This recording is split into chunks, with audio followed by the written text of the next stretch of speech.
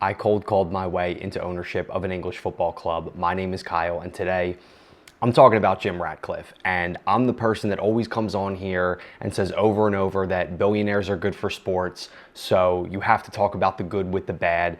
And I also always say that it is the billionaires or people in charge's job to do right by the club and the fans and run the operation exactly how you should, backed by that amount of money. Again, I fundamentally believe that as much as I fundamentally believe that billionaires are good for the game mostly. There are situations where they're terrible, and that's where Jim Ratcliffe comes in.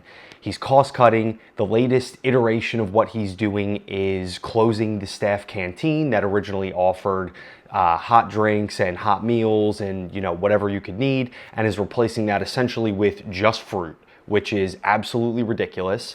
And I think that somebody in his position with his amount of money coming in and cutting these minuscule costs and making Old Trafford and Manchester United this much more unbearable at a time is completely embarrassing. It's horrible. This is what gives people like that a bad name and a bad reputation. It's embarrassing. He shouldn't be in this position. And I personally cannot think of any club that is in as much of a disaster doomsday situation as Manchester United in terms of what their ownership is trying to do in terms of this minor cost cutting that's not going to make that much of a difference. So big thumbs down to Jim Ratcliffe and giving billionaires and anybody that I speak mostly positively about a absolutely horrible name.